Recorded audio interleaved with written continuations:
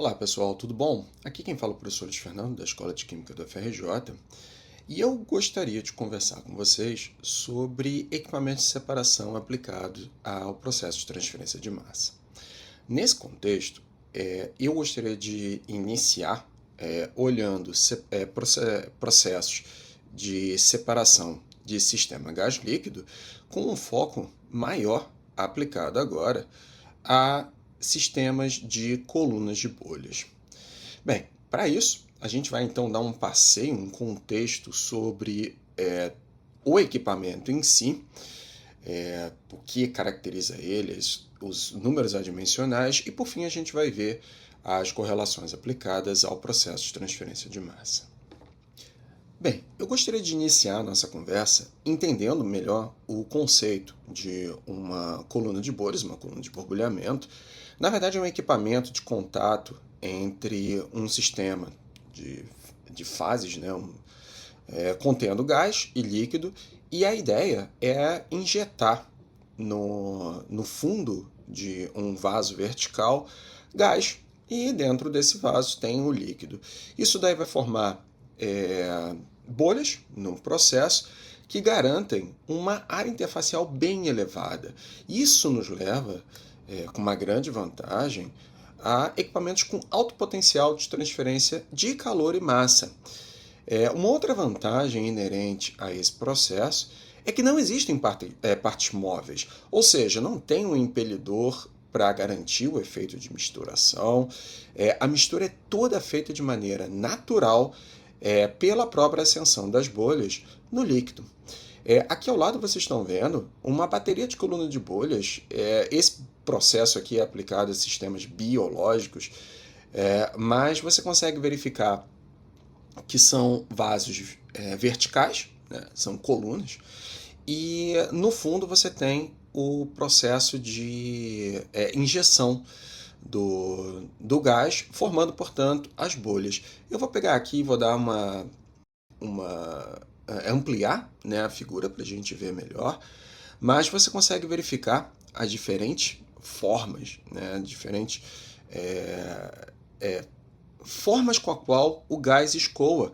Você pode perceber que nessa primeira coluna aqui, o formato, no momento da foto, claro, é diferente dessa coluna aqui. Claro, existem outras colunas aqui, essas verdinhas, que estão em um estágio diferente do processo, mas você começa a se perguntar, puxa, esse processo ele vai depender muito da característica do processo, do borbulhamento, como as bolhas se comportam dentro do equipamento.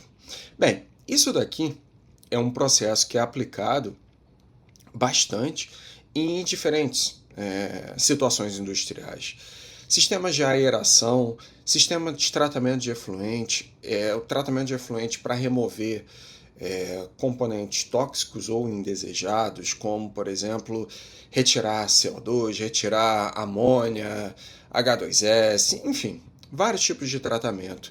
Fermentação, em que o processo de aeração, o fornecimento de oxigênio é importante. Sistemas com absorção, stripping, é bastante aplicado mesmo. É um processo que ele é muito simples de ser aplicado, porque se torna bem barato. Nisso eu gostaria de avançar conversando sobre as vantagens e desvantagens de aplicar esse processo. Bem, a principal vantagem desse equipamento é que existe um baixo custo de instalar, ou seja, um baixo capex, aonde basta você ter um tubo, tá? Esse tubo pode ser transparente ou não, não importa, mas é um vaso vertical e ele é muito fácil também de operar. Basta você pegar e ter a injeção de gás no sistema.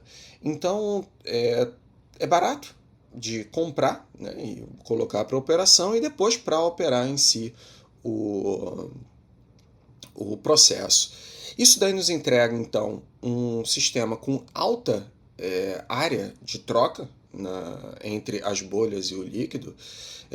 Nos entrega também um sistema com uma misturação muito boa. Então, é um equipamento aplicado para transferência de massa e para transferência de calor. E a operação ela é bem robusta. Você tem uma facilidade de aumento de escala seguindo de um processo, né, um projeto em escala piloto, depois seguindo para escala industrial. Só que nem tudo é simples para esse processo. Por exemplo, é difícil você conseguir controlar o tamanho da bolha. Vai depender muito da intensidade de interação entre as próprias bolhas.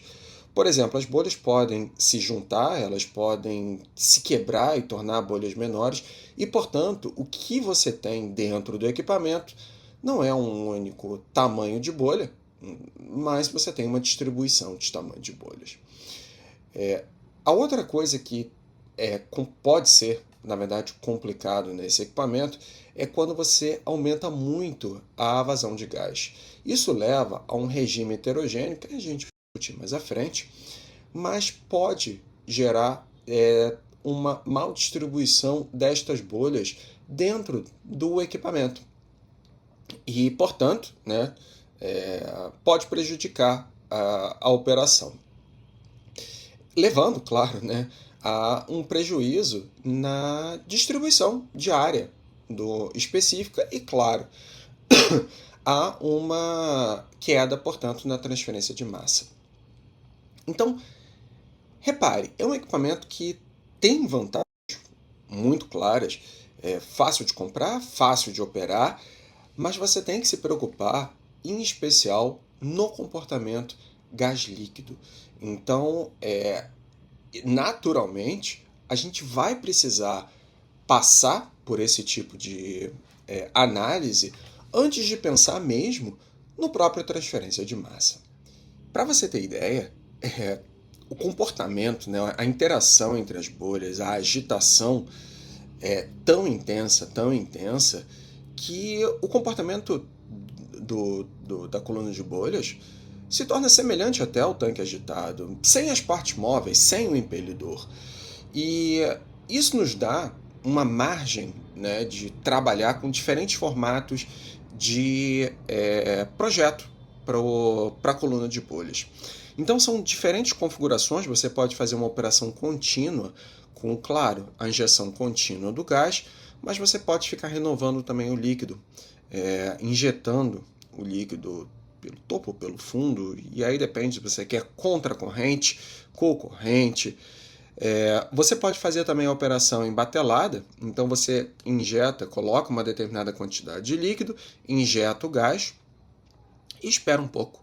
Tá? E né, o processo de troca de massa vai levando a uma diferença no próprio líquido, e depois disso, né, depois de um tempo, você pega, interrompe o processo e troca, né, o líquido que está lá dentro. E você também pode fazer semi-batelada, você mistura, né, alterna, por exemplo, a quantidade de líquido que você coloca, enfim, são diferentes formatos para você trabalhar nesse equipamento. E para isso, para mostrar essa grande variedade, eu trouxe aqui do lado esquerdo do slide diferentes configurações. Por exemplo, a primeira classificação ela é a mais utilizada, onde você basicamente tem, e eu vou ampliar aqui para você ver um pouquinho melhor, você tem o sistema com a injeção de gás pelo fundo, formando, portanto, as bolhas, você consegue visualizar. Nesse caso aqui é um processo contínuo em que o líquido ele é injetado pela lateral, e nesse caso aqui existem alguns internos que são colocados, aonde essas linhazinhas aqui basicamente são estágios. Então se coloca, por exemplo,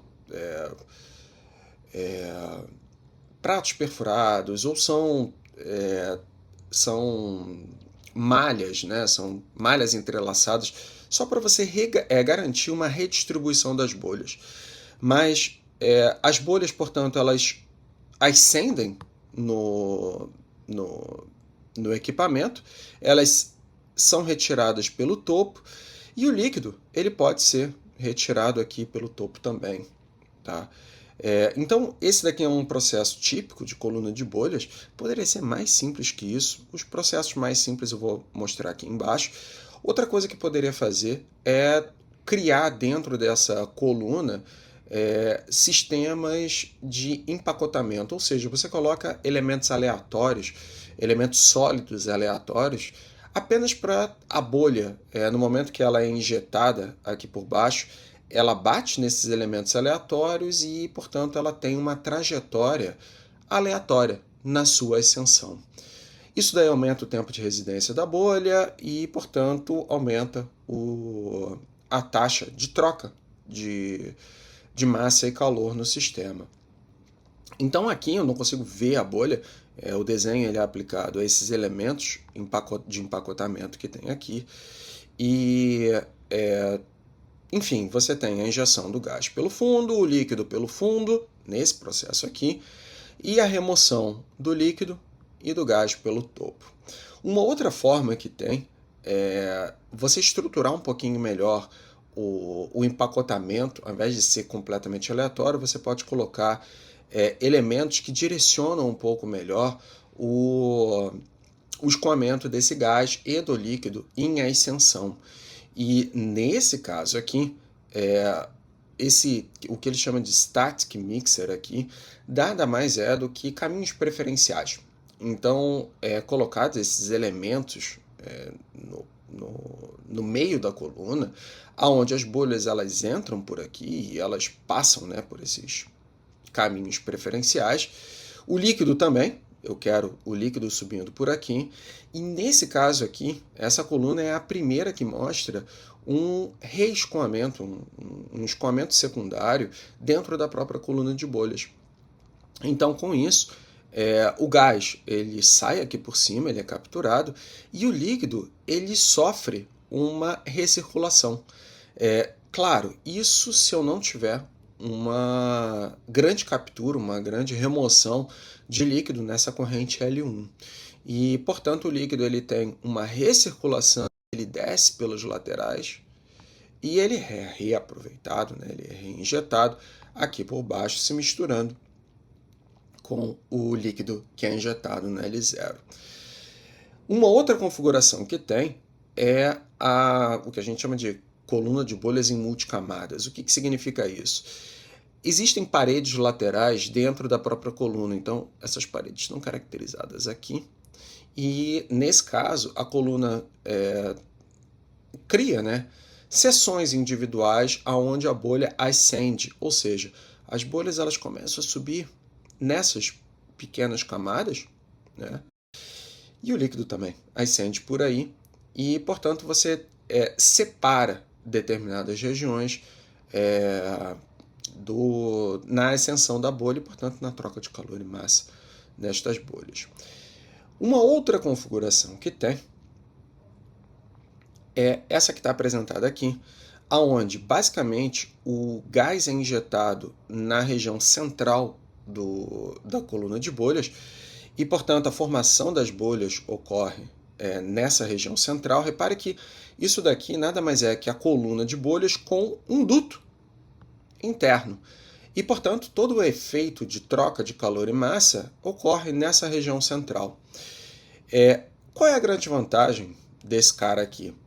É que você pode criar, você propicia um reaproveitamento do líquido. Quando o gás chega no final, o gás e o líquido chegam no final desse tubo central aqui, ele se redistribui. O gás, portanto, que sai, ele é coletado pelo topo e, claro, você pode ter uma renovação do líquido ou não, né, se for batelada, mas muito parecido, muito semelhante ao que acontece nessa coluna multicamadas aqui, é que existe uma recirculação do líquido, que, portanto, no final das contas, ele pode ser reinjetado nessa coluna central. Então, isso daqui me leva a diferentes configurações de escoamento. Tá? E isso afeta demais o equipamento, a performance do equipamento. Esse outro caso aqui é muito semelhante ao primeiro, só que agora a gente está fazendo a recirculação do líquido, a gente chama de externo, tá? Pode ser externo, pode ser interno ao equipamento em si, mas a ideia do externo é que é uma seção em separado. Vou dar um exemplo aqui. Considera então que eu tenho a subida do gás, portanto formando as bolinhas, o líquido é injetado aqui por baixo. Basicamente, todo o gás ele é capturado nessa seção. Tá? Eu vou dizer que essa daqui é a principal seção gás líquido do equipamento.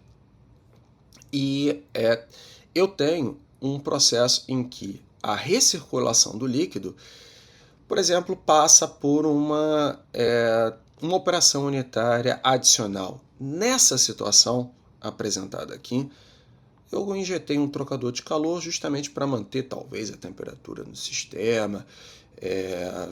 Mas o ponto principal por que a gente chama de loop externo?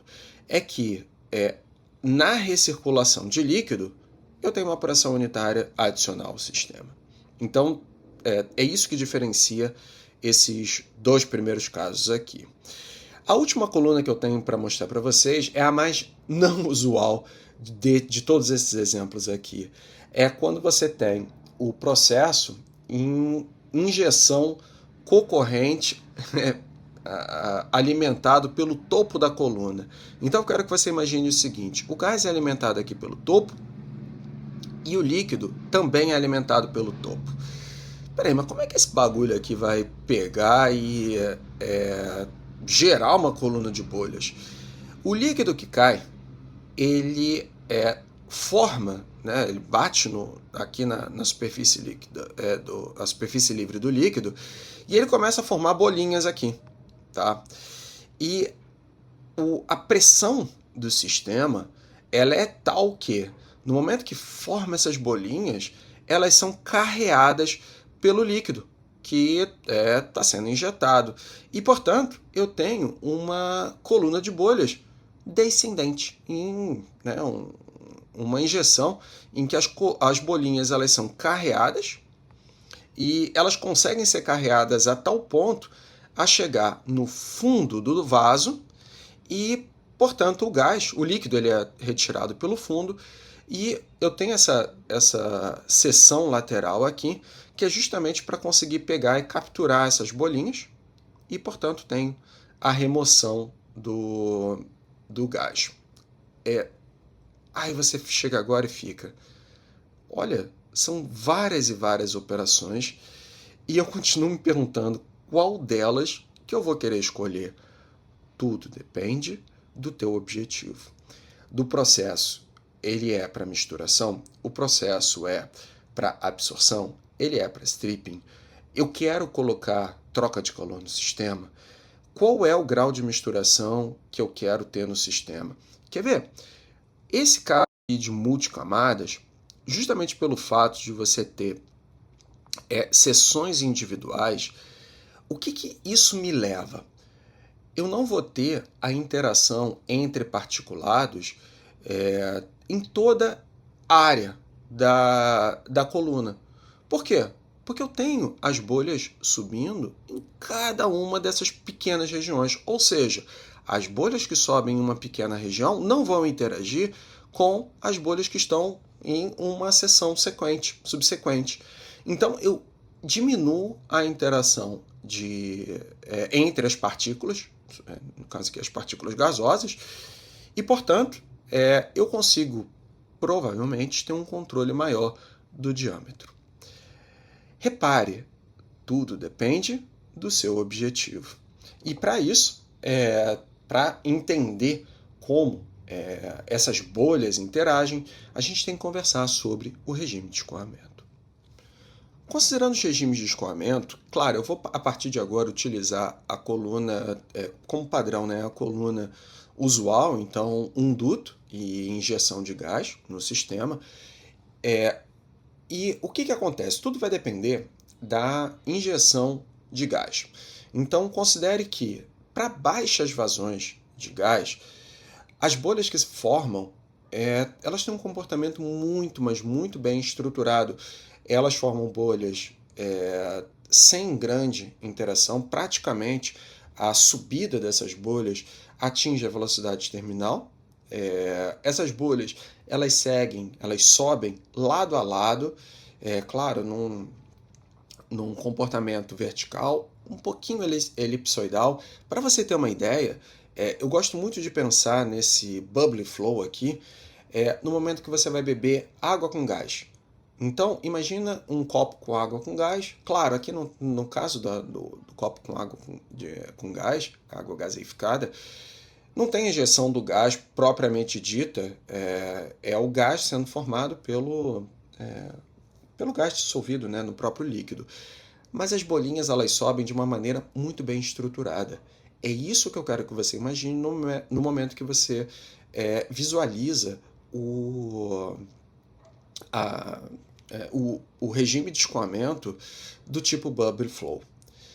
Conforme você aumenta a vazão de gás, essa estrutura perfeita da ascensão das bolhas começa a se perder. O que acaba acontecendo? Aumenta-se também a quantidade de bolhas e, portanto, as bolhas passam a iniciar, na realidade, uma interação entre si. Ou seja, elas podem se chocar. No que elas se chocam, algumas podem se juntar e, portanto, eu passo a ter uma distribuição maior do tamanho desses particulados. E, portanto, né, se eu tenho bolhas que ficam um pouquinho maiores, elas ascendem mais rápido. Elas ascendem com uma velocidade superior. Então, existe uma transição do regime que a gente chama de bubble flow por completo e chegando a um aumento na coalescência, na interação entre essas bolhas. Se a gente aumenta mais ainda a vazão de gás, vão surgir cada vez mais e mais bolhas maiores, chegando a criar grandes bolhões. E isso daí leva, inclusive, a uma modificação, muito, muito grande no padrão de escoamento dentro da coluna de bolhas. Isso a gente chama de escoamento churn, tá? Ou churn, turbulent churn. O que acaba acontecendo? Nesse tipo de escoamento, as grandes bolhas se concentram na região central da coluna e elas formam um padrão sinuoso de ascensão. Então elas ocupam essa região central e elas vão oscilando no seu comportamento. A região central é onde tem a maior concentração de bolhas grandes e na lateral é onde as bolhas pequenas se concentram. Tá? Então, na região próxima à parede é onde essas bolhas se concentram, só que no momento que existe esse grande padrão de escoamento sinuoso pelas bolhas grandes, na lateral, as bolhas pequenas passam a ter um comportamento secundário, inclusive tendo um escoamento na direção contrária, no sentido contrário. As bolhas pequenas elas podem, inclusive, descer. Ou seja, a gente chegou a um sistema absolutamente caótico no escoamento. Tá? É realmente uma loucura isso daqui. Mas nessa configuração, nesse escoamento central, ele pode muitas vezes capturar essas bolhas pequenininhas que estão descendentes e incluir, né, dentro dessa região central, e aí tem coalescência, tem tudo.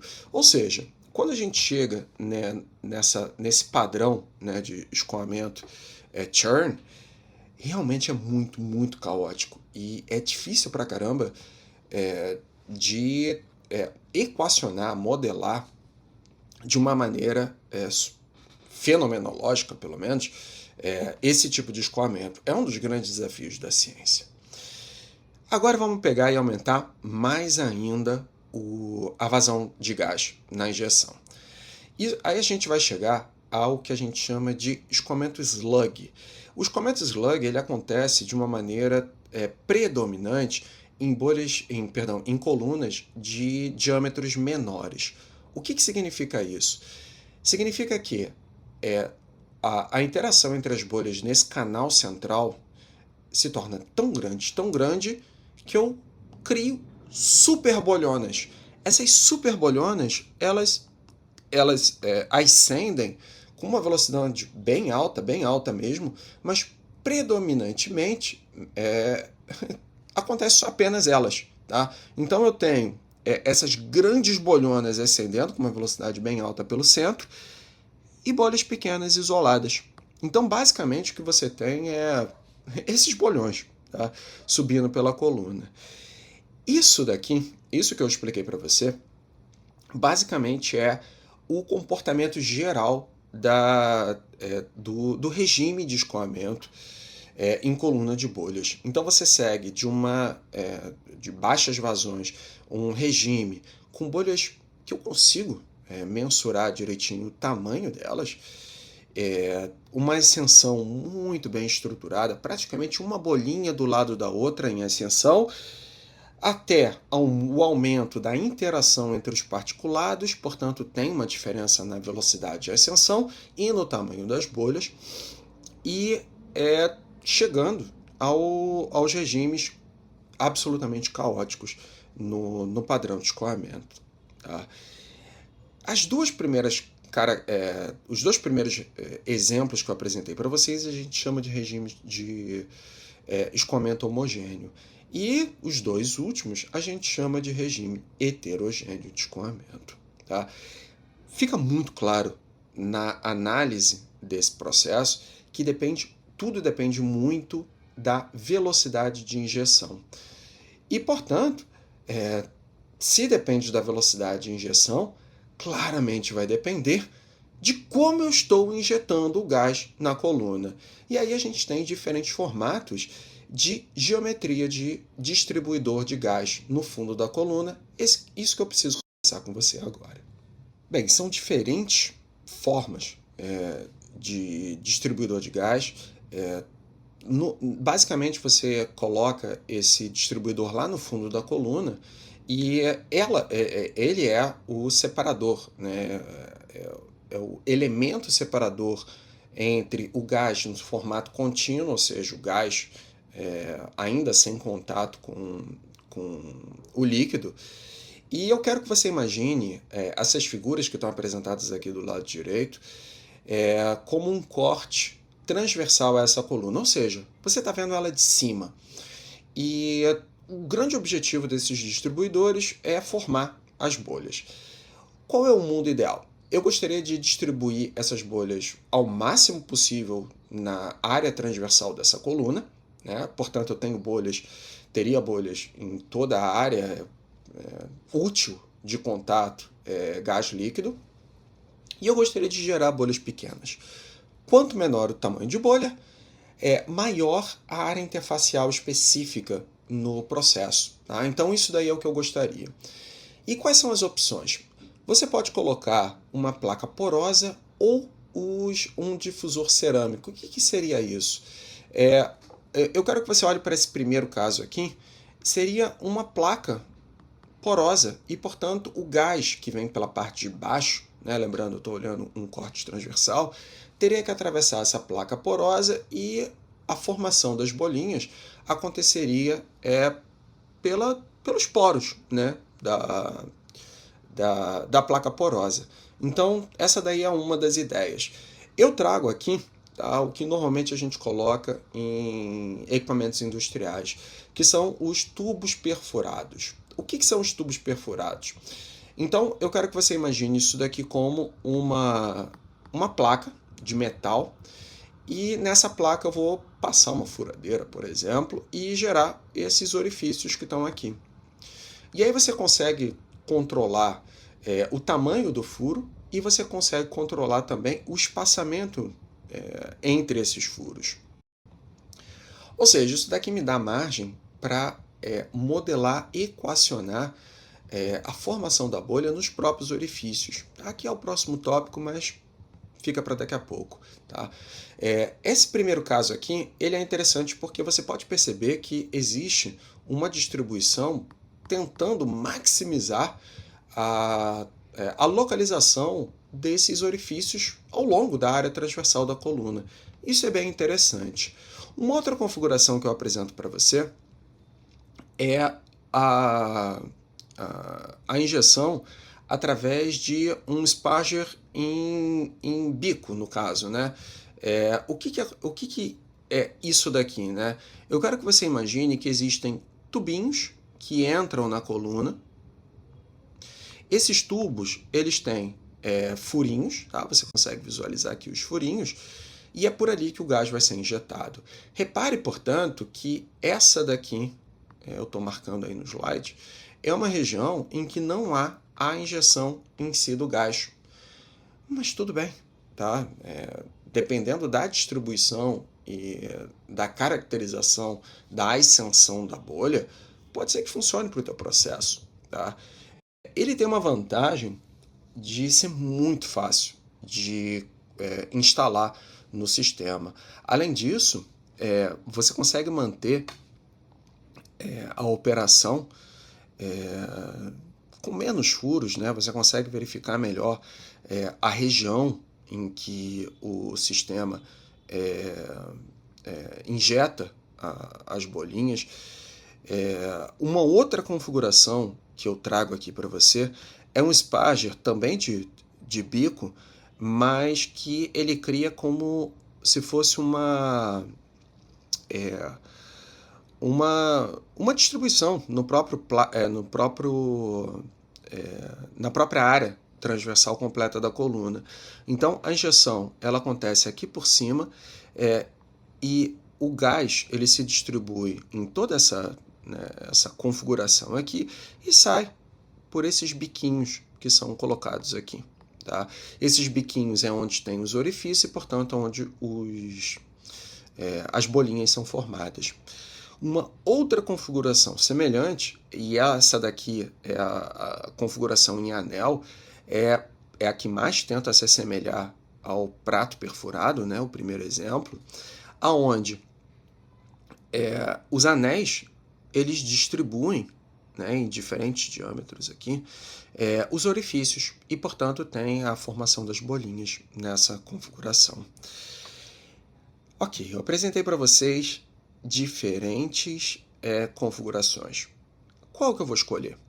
E claro, como sempre, vai depender do teu objetivo. Você pode perceber o seguinte, que tudo vai afetar a ascensão da bolha e a própria velocidade superficial do gás dentro da coluna. E o que faz você decidir por um pelo outro? A capacidade de você criar diâmetros maiores, diâmetros menores. Por exemplo, o prato perfurado é a que te dá a maior flexibilidade no próprio tamanho do diâmetro. Vou dar um exemplo, tá? Esse exemplo é bem esdrúxulo, mas que mostra o que eu quero apresentar. Digamos que você queira criar uma coluna em slug flow. Se você quer criar uma coluna em slug flow, o que você pode fazer aqui? Furos grandões. Eu consigo colocar isso num prato perfurado, não é muito problema. Agora tenta fazer esses furos grandões, claro, dá para fazer? Também dá, mas em um sistema em que você tem esses biquinhos aqui, tá? Esses bicos, eu não consigo colocar furos muito grandes. Então, acabei de mostrar para você um critério de decisão. Depende então, portanto, e eu vou marcar para vocês a minha nomenclatura do diâmetro de orifício que você quer colocar no equipamento. E, claro, né, o espaçamento entre eles. Uma outra coisa que você tem que pensar muito bem é qual é o material do distribuidor que você quer colocar no equipamento. Ele é resistente à incrustação? Será que é fácil de limpar? Será que ele vai me fornecer, por exemplo, vazamento?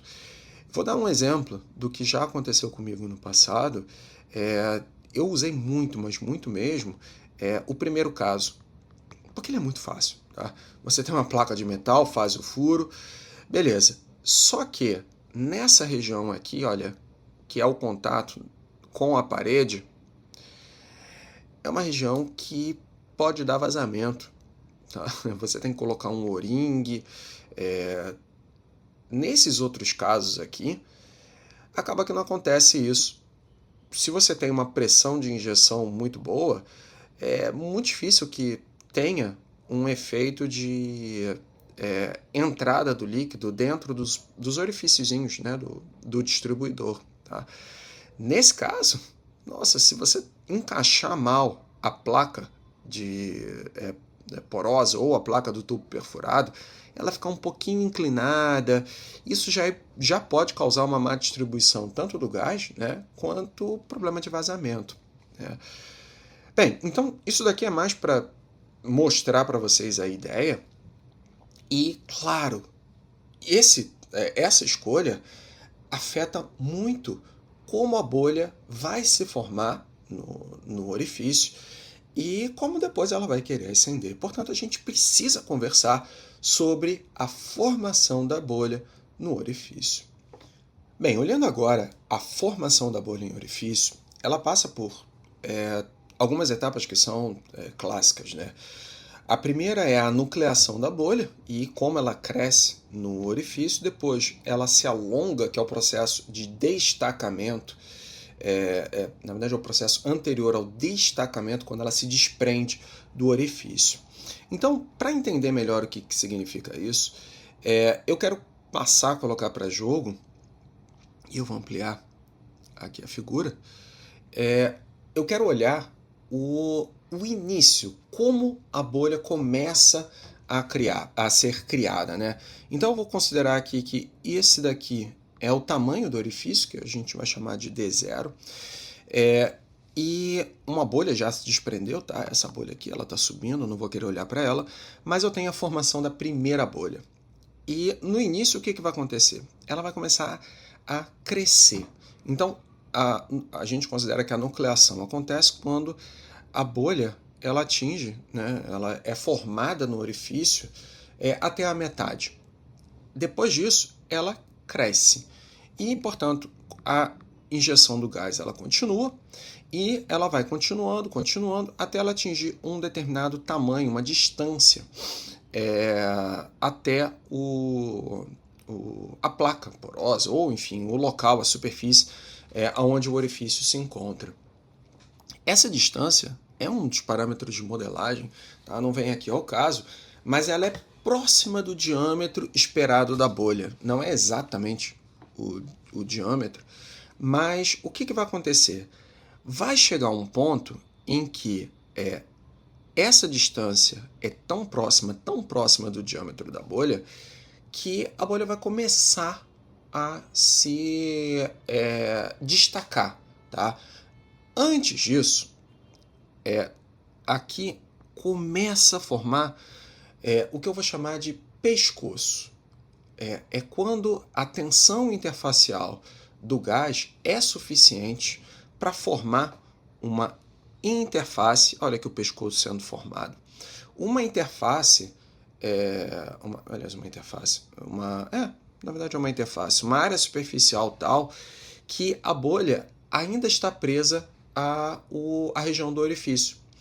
E ela vai subindo, né? Nada impede com que ela comece a subir até atingir uma distância tal. Repare que aqui já são duas distâncias críticas no processo de formação. É uma distância tal em que se torne muito difícil no fenômeno, né, da tensão interfacial de manter esse pescocinho. E, portanto, esse pescoço ele vai minimizar, ele vai diminuir a ponto da bolha se destacar e, portanto, entrar em ascensão. Então, essas aqui são as etapas esperadas, né, no processo de criação, de geração de bolhas em orifício. E repare, por que isso daqui é tão importante para mim?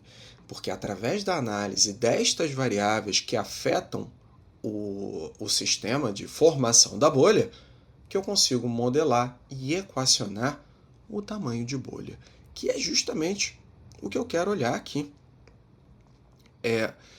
Quando eu penso na formação da bolha, é claro, tá? Aí você pode fazer o tratamento fenomenológico desse processo, você pode utilizar correlações empíricas, mas o principal é que o diâmetro da bolha formada e aquela bolha que vai ascender, ou seja, aqui eu estou pensando no diâmetro inicial, lá no fundo próximo ao distribuidor, ele é proporcional a um grupo dimensional aqui que leva em conta o diâmetro do orifício, que é algo que é de projeto.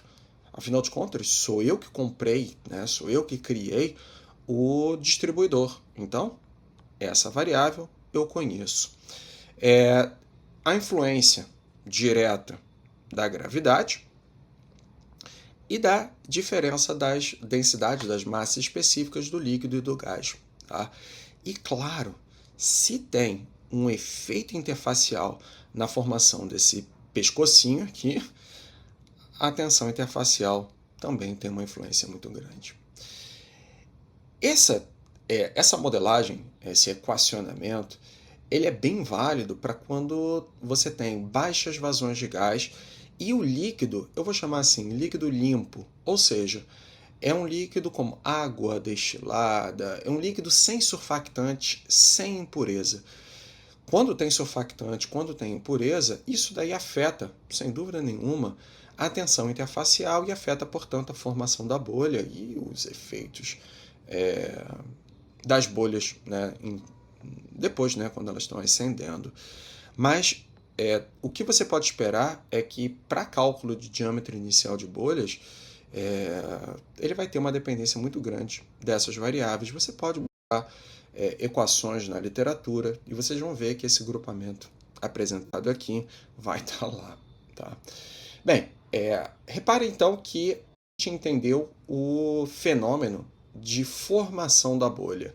O que eu quero começar a pensar agora tá, mas como que ela vai ascender? O que vai acontecer nesse processo?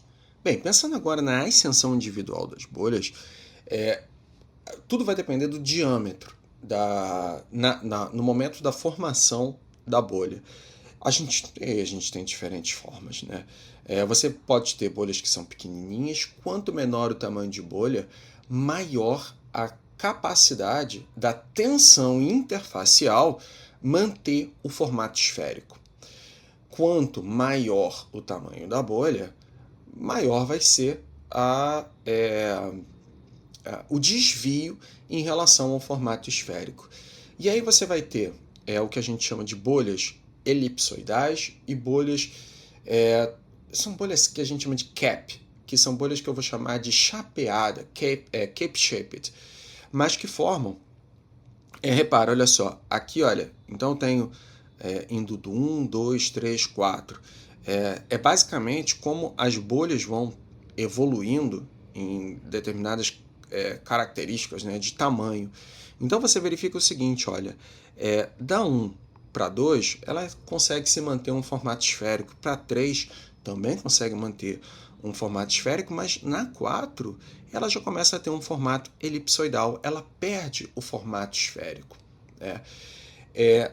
Quando eu olho a linha seguinte, né, eu tenho a 5, a 6, o tamanho aqui, olha, a 7, esse tamanho, repare, em cada coluna aqui nessa foto, basicamente, tá? Repare que isso daqui é um trabalho experimental, basicamente eu tenho o mesmo diâmetro de bolha, só que está variando características do gás, temperatura que seja do gás, ou características interfaciais, impurezas e assim por diante. Nessa caracterização, você começa a perceber que para diferentes tamanhos na ascensão da bolha, o formato dela se altera. Né? Aqui eu tenho uma bolha que já está saindo do formato esférico. Aqui, então, né, só a primeira linha que tem um formato esférico.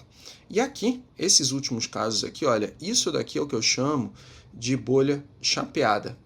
ela passa a ascender, né, nesse formato bem alongado, e isso daí é bem característico. Tá? Então, a gente percebe que esse formato, né, essa interação na ascensão da bolha, ele vai estar diretamente associado a como o líquido interage com ele. E aí a gente entra em uma outra categoria, né, que normalmente dentro da nossa graduação, na escola de química, a gente vê em operações unitárias 1, que é o efeito do coeficiente de arraste, ou seja, a interação do líquido com o próprio gás. E aí é um balanço, uma força, né? Na verdade é um balanço de forças entre o empuxo, o peso do líquido e o peso do gás e a resistência viscosa do líquido em relação ao gás ascendente. Lá em Operações Unitárias 1, eu acredito que todo mundo deva lembrar que um dos parâmetros que é de interesse industrial é justamente a velocidade terminal, que nos entrega a velocidade com a qual a bolha ascende. E esse daqui é o equacionamento clássico, né? É uma forma que você tem de calcular, de equacionar classicamente a velocidade terminal. Tá? Depende da gravidade, do efeito da gravidade, o diâmetro de bolha, olha só ele aqui aparecendo. Tá? E o diâmetro de bolha a gente utilizou, né? A gente colocou para jogo, calculou, na verdade, né? Usando justamente todo o processo de formação da bolha. E o coeficiente de arraste a gente utiliza as correlações, né, empíricas, semi-empíricas, enfim, né, da força de resistência ao escoamento.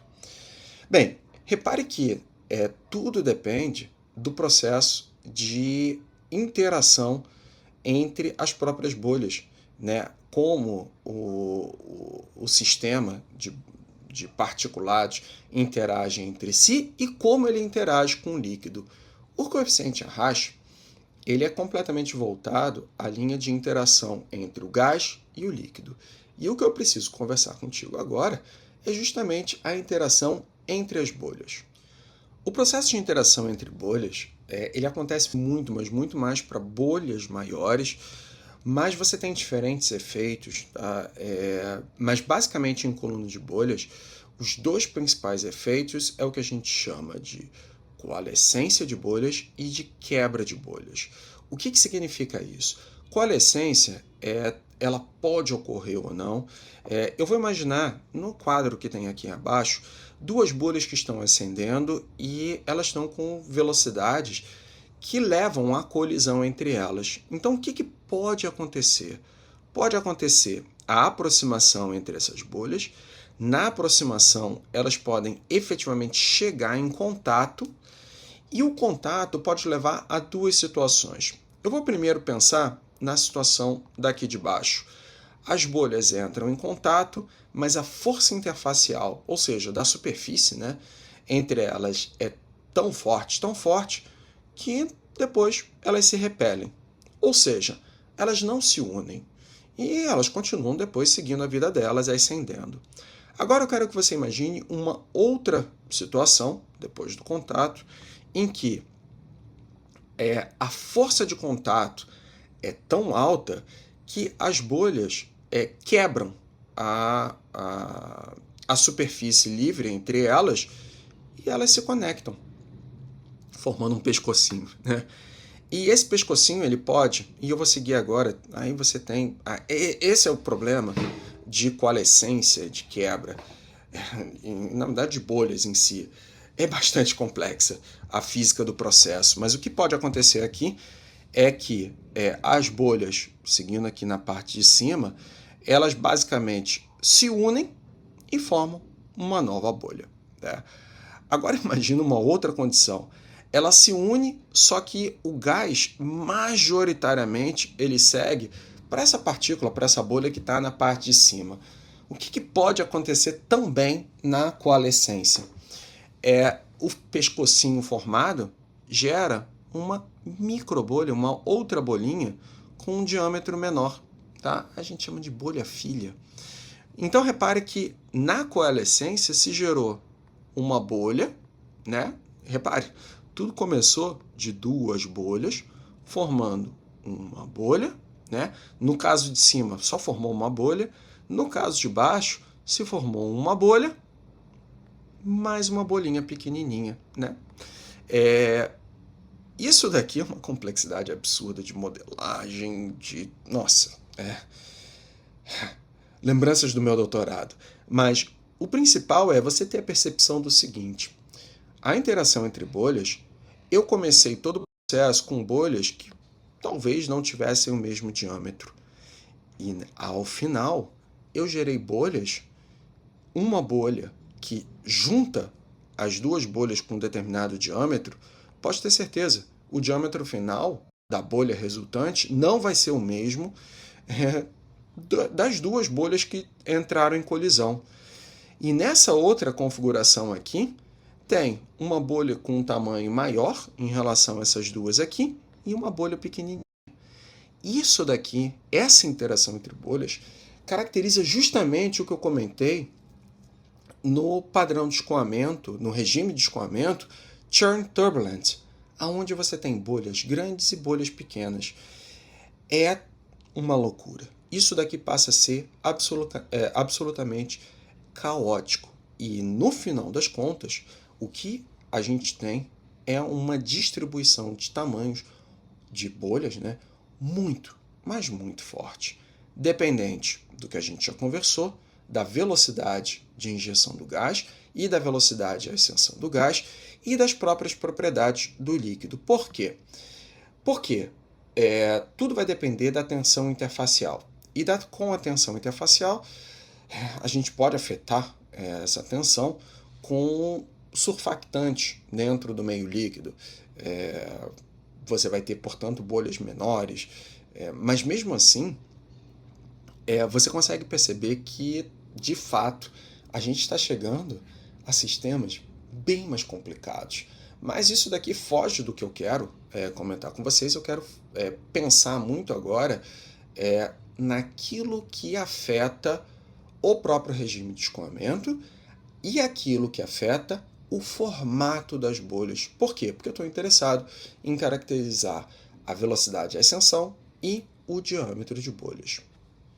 Bem, quem me conhece, está em sala de aula, sabe o quão eu falo bem sobre os grupamentos adimensionais. E esse daqui é um caso prático. Eu quero começar a analisar os grupamentos adimensionais relevantes para o problema, basicamente da hidrodinâmica da ascensão de bolhas.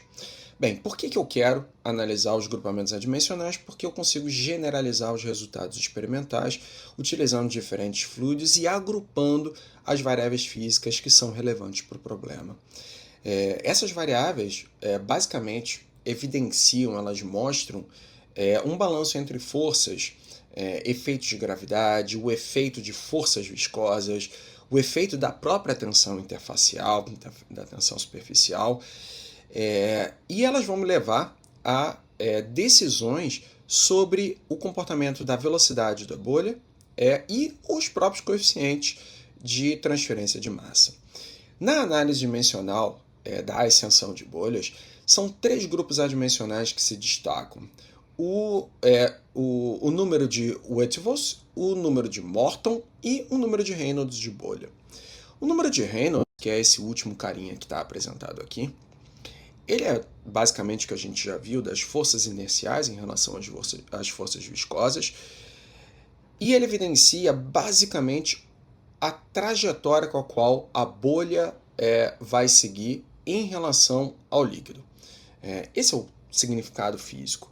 Só que ele é afetado pelos outros 2 grupos, ou seja, o número de Reynolds ele vai ser função, né, na análise do teorema P de Buckingham, do Whitworth e do número de Morton. Por quê? Porque eu já vi que a trajetória não depende apenas da velocidade. Ela depende da tensão superficial e da flutuação das forças viscosas no sistema. Então, repare, está aqui o número de Whitworth. O número de Whitworth é basicamente um efeito de como a gravidade, ou seja, a força de empuxo afeta a tensão superficial. Tá? E ele tem alguns significados físicos, como, por exemplo, se eu tenho um valor baixo do número de Whitworth, eu posso imaginar que a tensão superficial é predominante e, portanto, eu posso esperar bolhas esféricas. Afinal de contas, a tensão superficial está dominando o processo. Quanto maior o número de Whitworth, maior vai ser, menor vai ser o efeito da tensão superficial e, portanto, isso abre margem para deformação das bolhas, formando, portanto, bolhas elipsoidais e bolhas no formato de cap. Quando eu penso no número de Morton, que é esse grupamento que está aqui, ele também traz uma combinação dos efeitos de empuxo pelo efeito da gravidade, que está aqui, e a tensão superficial. Contudo, além disso, ele traz um efeito que não estava explícito no número de Whitworth, que é como a viscosidade, tanto que a viscosidade aqui está elevada à quarta potência, afeta tudo isso. Né? Ou seja, o número de Morton ele tem uma característica muito mais forte de como o líquido afeta todo o sistema. Tá? E ele tem representa uma combinação de viscosidade, densidade e tensão superficial, mas agora olhando o líquido. O que acontece com o líquido? E o que a gente pode esperar? Quanto maior o número de Morton, eu posso esperar bolhas que têm um comportamento mais estável. Tá? Bolhas menores. E isso dá uma característica, inclusive, do líquido que eu estou colocando dentro da coluna de bolhas. Como, por exemplo, se eu coloco óleos, se eu coloco glicerina, eu sei que existe uma estabilidade maior da tensão superficial nesses casos. E eu espero, portanto, que as bolhas sendo em formato esférico, por exemplo. Quando tem um líquido com um baixo número de Morton, eu espero bolhas com um formato maior, né, e elas têm uma capacidade maior de deformação. Então, repare que é um jogo agora. Eu preciso analisar como o número de Morton e o número de Whitworth se comportam em relação ao número de Reynolds. Isso é o que foi feito no trabalho clássico de Clift, 1964, talvez, eu não lembro. Acho que no próximo slide deve ter. Eu acho que deve ser 1976. Mas como isso daí se comporta e como esses caras se relacionam. Isso eu preciso, portanto, montar um chamado mapa de regimes. Bem, como eu comentei antes, o número de Reynolds ele tem uma dependência do número de Whitworth e do número de Morton. E Clift, em 1976, então eu acertei o ano, ele montou, por observação experimental, esse mapa que está apresentado aqui. Ele relaciona o número de Reynolds, da bolha, com o número de Whitworth, e essas linhas que tem aqui, elas são para diferentes números de Morton, aqui apresentado em escala log, né? Se bem que o gráfico todo está em escala log. E você consegue perceber o seguinte, esse gráfico aqui não é o original, aliás, o do fundo tá? É o mapa de Grace, de 76, mas essas bolinhas que estão desenhadas aqui, elas foram obtidas por simulação numérica em um trabalho apresentado no Congresso Internacional de Escoamento Multifásico em 2016, mas ele te mostra justamente a relação entre baixos números de Morton, maiores números de Morton, com o efeito da forma do particulado. A outra coisa aqui, olha só, baixos números de Whitworth com baixos números de Reynolds, ou seja, as bolhas elas têm tudo para ser o escoamento homogêneo e, portanto, um comportamento esférico. Essa região daqui de cima é uma região que entrega outros formatos discrepantes, né, diferentes do formato do formato esférico. Então eu tenho no início bolhas que são elipsoidais e depois você tem as bolhas do formato cap. Ainda tem outros tipos de bolha que eu não cheguei a colocar para jogo, mas eles estão em limites bem altos aqui, altíssimas velocidades, que é o wobbling. O wobbling é como se você imaginasse, aí você vai ter que imaginar, tá? Mas imagina que essas bolinhas aqui, elas ficam sambando, é isso, tá? O wobbling é isso. Ela fica... eu vou colocar aqui mais ou menos, tá? Eu quero que você imagine o que eu vou desenhar, esse padrão aqui, tá? Eu estou cortando a bolha de uma maneira transversal, perdão, e ela fica transitando, ela fica fazendo isso, depois ela pega e sobe um pouco, ou seja, ela fica sambando, tá? E ela vai subindo assim, tá? Mas é um regime numa faixa limite do mapa. Bem, isso daqui resume a ideia da hidrodinâmica do processo. Tudo isso daqui é importante porque eu quero chegar às equações de transferência de massa, e é isso que eu quero começar a conversar com você. Bem, considerando agora, finalmente, o processo de transferência de massa, eu lembro, né, que o tratamento que a gente entrega a um sistema de troca de massa entre fases é a teoria de duas camadas, e a gente monta o sistema todo como uma resistência em série. E apresentei isso em sala de aula, tem no canal também, mas a gente precisa caracterizar, basicamente,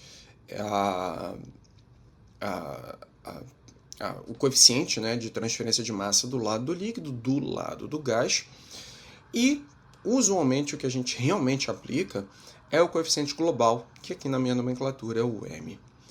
Eu vou fazer tudo baseado no lado do líquido, tem motivo para isso, já eu vou pegar e vou explicar para você. Aliás, não vou explicar daqui a pouco não, está escrito logo aqui.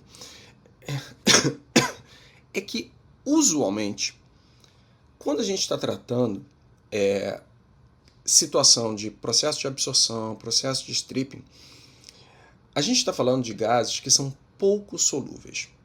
E nesse caso, em especial, quem domina o sistema é a fase líquida. Ou seja, são casos em que você efetivamente poderia desprezar a resistência na fase gasosa. E, portanto, né, basicamente eu preciso focar, né, nas correlações para a fase líquida. E é isso, tá? Quando você tem processos que têm uma difusão grande ou são gases que são solúveis, ou seja, a transferência de massa para dentro do sistema gasoso é alta, a resistência em si, na fase gasosa, ela pode ser relevante. E aí você vai ter que buscar uma correlação para a fase gasosa. Ou, e aí eu trago como alternativa, busca uma correlação que já te dê o coeficiente global, que já te dá, no caso, todo o sistema de resistência já calculado. Tá?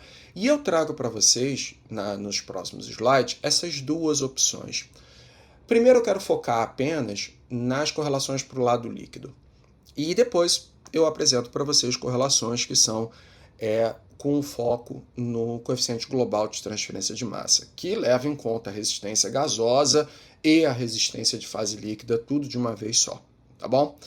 Bem, eu trago aqui algumas correlações já com foco só no lado líquido, tá? Então aqui o foco é obter o HML, que é o coeficiente de transferência de massa no lado líquido, e eu trouxe duas correlações, elas não são as melhores correlações do mundo, a gente está falando de correlações bem antigas, mas foram as primeiras correlações. Ou seja, são correlações para você utilizar quando você está sem nenhuma alternativa e você precisa agradar o teu chefe.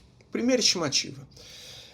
Essa daqui é a correlação de Higby, com uma chamada teoria de penetração, absolutamente simples. Repare que ela depende da velocidade de ascensão da bolha. As expressões eu apresentei para vocês em slides anteriores. E, inclusive, do tamanho de bolhas. Ou seja, tudo aquilo que a gente conversou antes começa a afetar o sistema. E eu preciso caracterizar. baseado no coeficiente de fusão no lado do líquido, né? Então esse cara daqui te entrega de uma maneira bem direta o coeficiente de fusão através da teoria da penetração. Uma outra opção que eu trago é uma correlação empírica, é uma das primeiras correlações empíricas, que utiliza uma correlação para bolhas, a gente chama de bolhas móveis, na verdade são bolhas em ascensão, tá? Bem, é uma correlação empírica, basta pegar, calcular o número de Reynolds bolha e o número de Schmidt. Eu relembro para você o número de Schmidt, está aqui apresentado.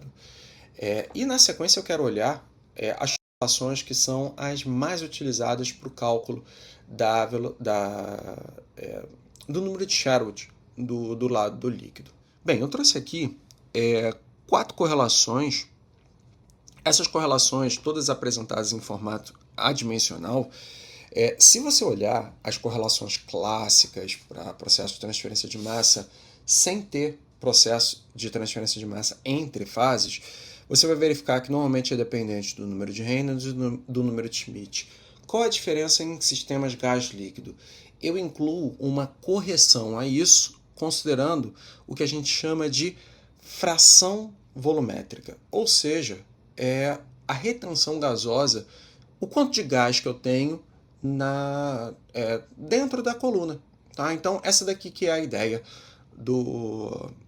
dessas correlações, dessas principais correlações que tem aqui. Então, basicamente, aplicar esse cara daqui, eu tenho, então, o número de Sherwood, uma relação com o número de Reynolds no número de Schmidt. Reynolds eu já apresentei para você, o número de Schmidt também. E a retenção gasosa, ela pode ser obtida através de correlações ou via experimental. Eu trouxe para vocês uma correlação simples, mas enfim, que te dá uma estimativa. Eu vou apresentar daqui a pouco.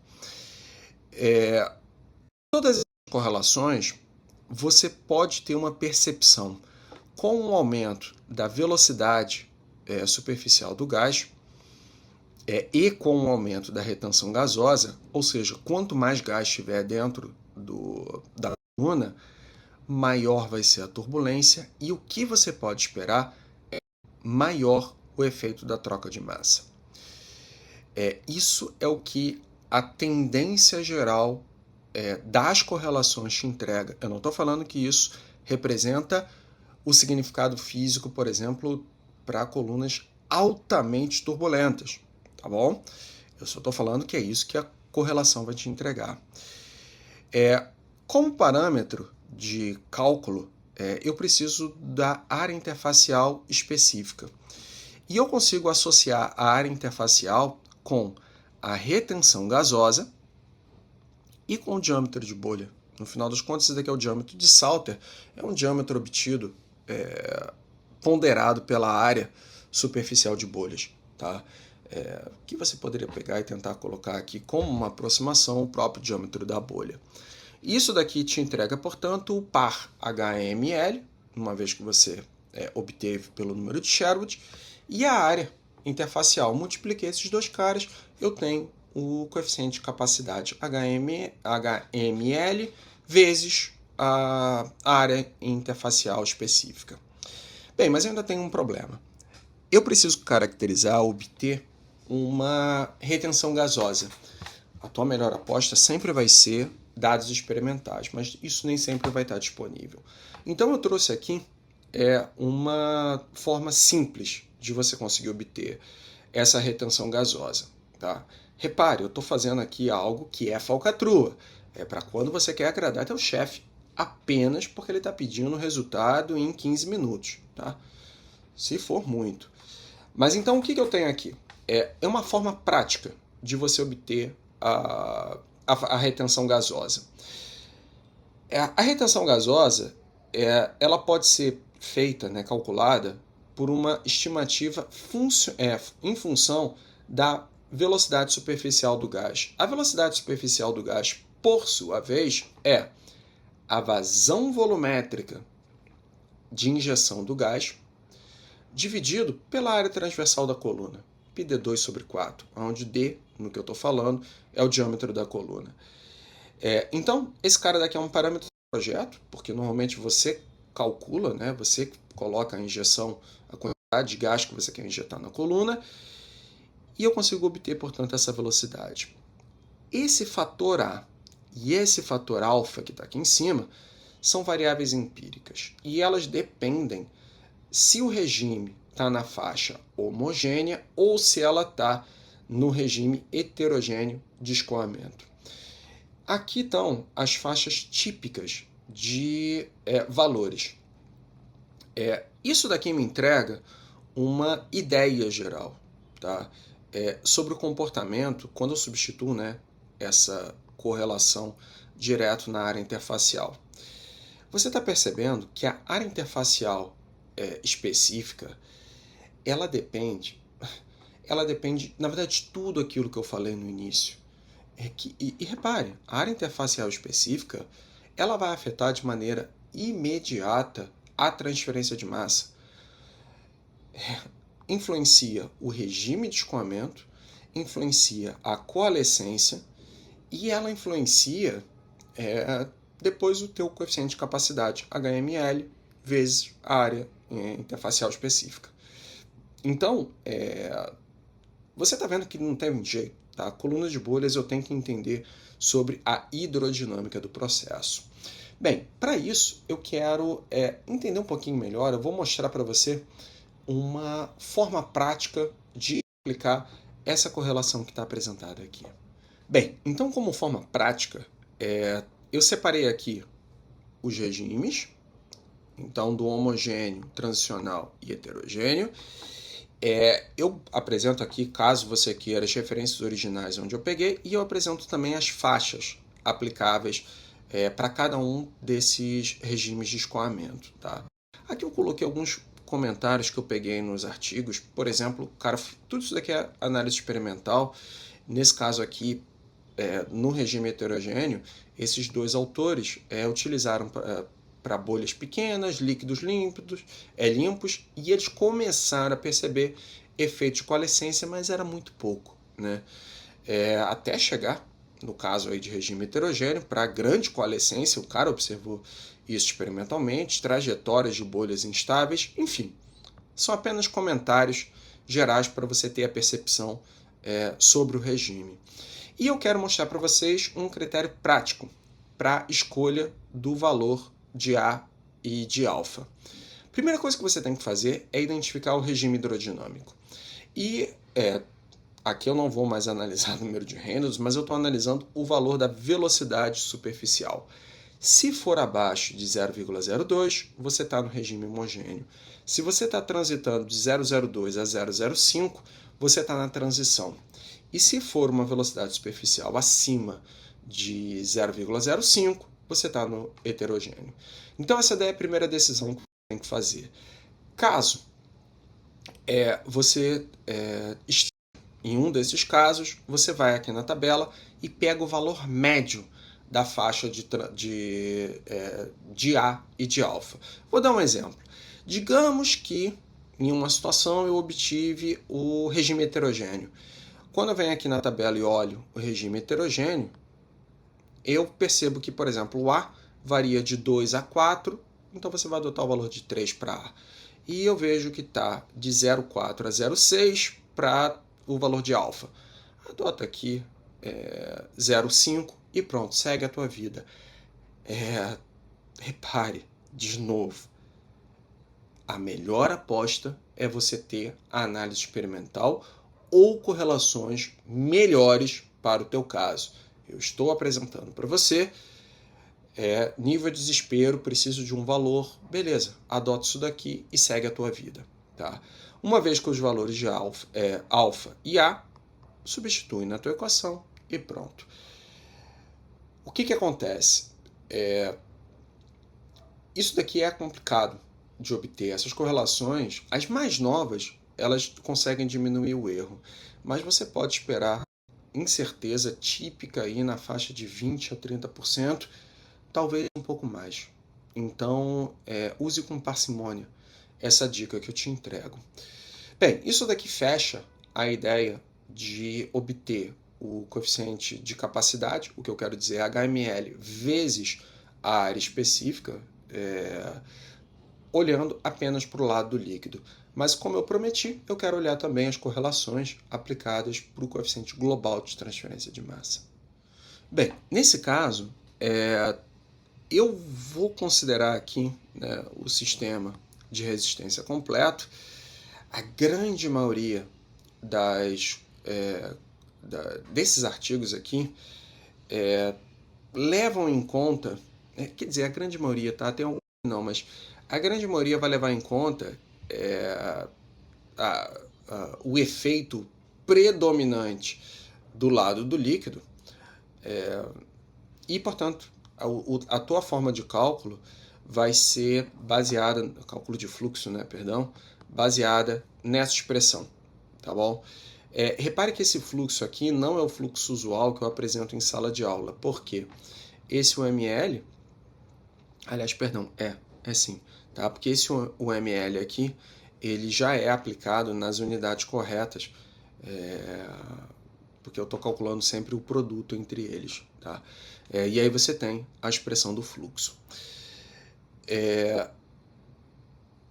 Esse cara, eu trouxe quatro referências aqui para você, tá?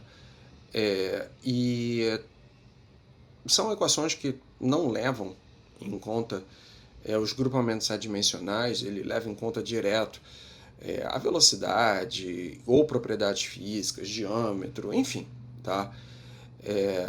Então ela não é baseada nos grupamentos adimensionais, mas uma ampla faixa de análise de experimentos, tá? Eu queria só destacar no primeiro momento a primeira correlação, a correlação de Yoshida, é a mais antiga que tem, que faz uso de propriedades em estados de referência. Eu só queria destacar que a referência é a água a 25 graus Celsius. Eu fui lá e peguei as propriedades, né, que são utilizadas para você obter a referência, né? E depois disso você aplica ao seu sistema, né? Então você pega a viscosidade do líquido, a tensão superficial do sistema, gás líquido, e obtém diretamente o MLA, tá? As outras correlações são aplicadas de maneira semelhante, e essa última correlação, a correlação de Decker, você tem uma faixa de aplicação para o valor de N, para quando você está em regime homogêneo, para quando você está em regime heterogêneo. Os maiores valores para o regime homogêneo e os menores valores para heterogêneo. E esse C também tem uma faixa de avaliação de 0,4 a 0,8. Tá? Eu não cheguei a pegar diretamente quando você usa um ou outro, minha aposta, cara, então usa o valor médio, né? Uma vez que a gente está falando sobre aproximações. Eu quero mostrar para vocês também a faixa de validade dos experimentos. Então, estou capturando lá dos artigos para trazer um pouquinho mais de informação para você. Bem, então nesse caso aqui, basicamente a faixa de validade, seja essas duas primeiras correlações aqui apresenta a faixa de validade de diâmetro de coluna e faixa de validade de velocidade superficial. Isso daqui é interessante no momento em que você tem, né, a verificação do diâmetro da coluna. Por exemplo, Yoshida fez isso daqui para colunas que são bem pequenininhas, né? O último caso, a coluna de Decker, ele variou o tamanho da coluna, ele conseguiu a colunas até de 60 centímetros. Tá? As outras duas correlações desses dois carinhas aqui, tá? Eles não especificaram o tamanho de coluna, né? Mas tem a velocidade superficial do gás. Eu queria destacar eu não vou conseguir falar esses caras aqui não, tá? Heinen e o Van Het, né, de 1984. Eu achei interessante porque é o que tem uma boa faixa de velocidade superficial, e eu gostei desse cara porque ele se aplica aos sistemas de bioreatores, ou seja, a gente está falando de sistemas com líquidos viscosos. E isso é interessante, né, para determinadas aplicações. Então repare que, no fundo, todas as correlações são muito, muito parecidas, mas as duas primeiras têm um destaque maior em relação.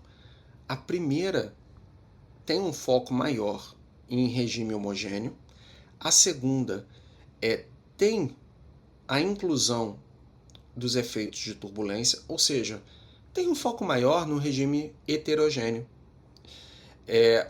A terceira, eu já falei, né? A questão dos bioreatores, efeitos de líquidos viscosos. Essa daqui